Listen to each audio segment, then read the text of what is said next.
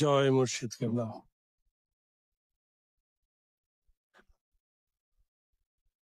আজকে আমাদের সকল ভাইয়েরা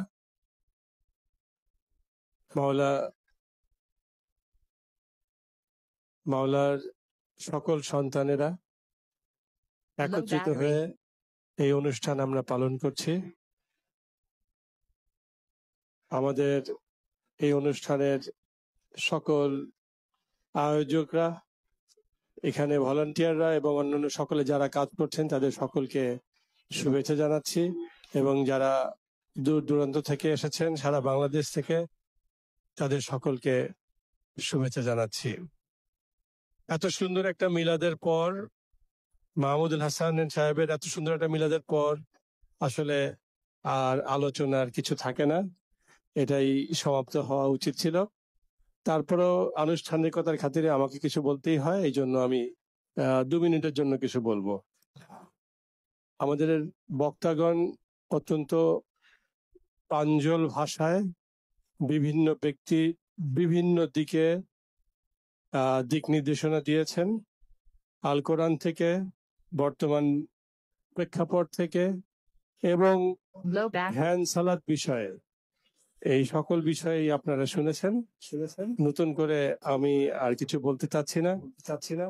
এর আরেকটা বিষয় হচ্ছে যে এখানে বিভিন্ন পর্যায়ের ব্যক্তিত্ব রয়েছেন। এখন কোন একটা বিষয় বলতে হলে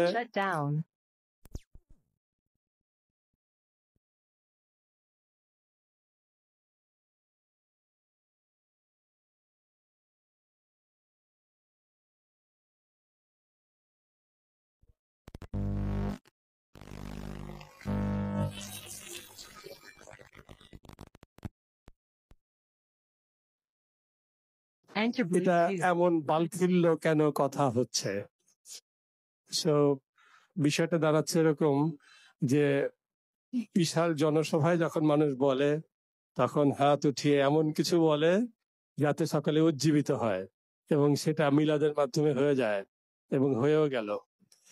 এখন আমাদের আসলে বক্তব্য তেমন কিছু নেই। আমাদের একটা জিনিস খেয়াল করেন, সুফিবাদীরা যখন কথা বলে তাদের মন মস্তিষ্কে সর্বদা গুরু কাজ করে। তারা গুরু প্রেমিক, গুরুর শিক্ষায় তারা প্রতিটি মুহূর্ত কাটাতে চায়। একজন সঠিক সুফিবাদী ব্যক্তিত্ব তিনি কখনো গুরুকে ছেড়ে অন্য কোনো দিকে মনোযোগ দেয় না। সঠিক, সম্যক, অর্থাৎ পারফেক্ট একজন কামেল গুরু যারা পেয়েছেন তারা অবশ্যই ভাগ্যবান। আমি মনে করি আমরা সেই ভাগ্যবানদের মধ্যেই আছি, কারণ আমরাও সঠিক গুরু, কামেল গুরু, মুর্শিদ পেয়েছি আমরা। তার শিক্ষা এমন একটি শিক্ষা ছিল যে আবাল বৃদ্ধ বনিতা সকলের জন্য তিনি যাহা বলেছেন সকলের জন্য বোধগম্য হয়েছে। তার প্রতিটি কর্ম আমরা দেখতে পেয়েছি যে আধ্যাত্মিকতায় পরিপূর্ণ এবং অলৌকিকতায় পরিপূর্ণ। এই অলৌকিক আধ্যাত্মিক ব্যক্তিত্ব, তার সান্নিধ্য যারা না পেয়েছে তারা বুঝবে না যে কামেল মহাপুরুষ কাকে বলে।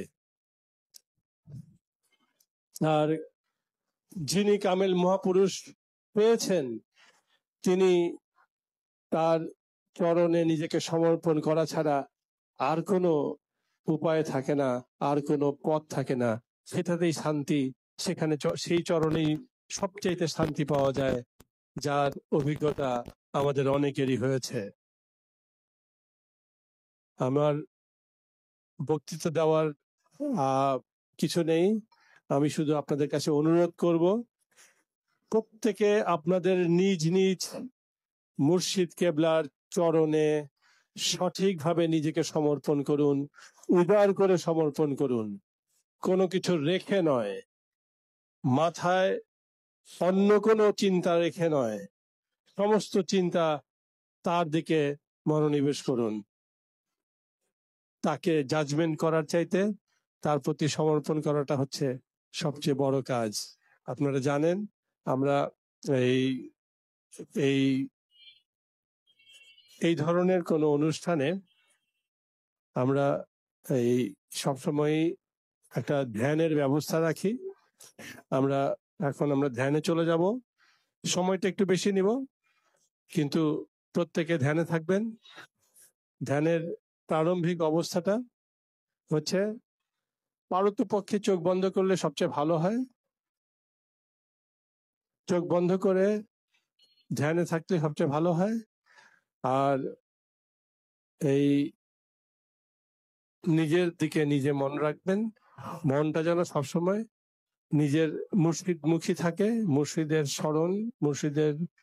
স্মরণ থেকে সংযোগের প্রচেষ্টা, এবং নিজের নিঃশ্বাস, নিজের মন এবং চিন্তার দিকে আত্মনিয়োগ করে নিজের নিঃশ্বাসের দিকে তাকিয়ে যে ধ্যান, আমরা এই ধ্যানে চলে যাই। চলুন সকলে রেডি হয়ে যান, একটু যে যার মতো করে সহজভাবে বসেন, বসে আমরা ধ্যানে চলে যাই। আমাদের ধ্যান শেষে, এটাকে আমি নির্দিষ্ট সময় দিচ্ছি না, আমি চাচ্ছি যে আপনারা এখন থেকে অ্যারাউন্ড 40 থেকে 50 মিনিটের জন্য আপনারা ধ্যানে থাকবেন। যাদের কোনো বিশেষ কাজ আছে তারা সেই কাজে থাকতে পারেন। আর আমি সকলকে যে জোর করে করব তা না, কারো কারো কাজ আছে, আমারও একটা কাজ আছে, আমি বেরোবো আবার চলে আসবো। আপনারা ধ্যানে বসে পড়েন,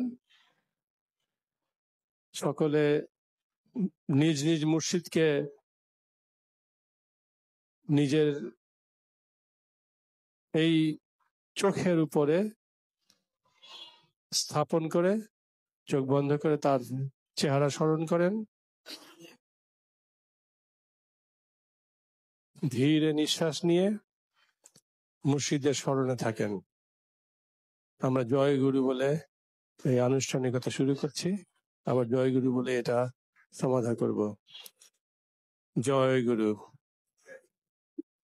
যারা কর্মে ব্যস্ত আছেন, আমরা যারা কর্ম করব কিছু, তারা যেন এই মানসিকতাতেই হাঁটা চলার মধ্যে থাকি। আর যারা বসে করছেন তারা হাঁটা চলা না করে একাগ্র মনে চোখের উপরে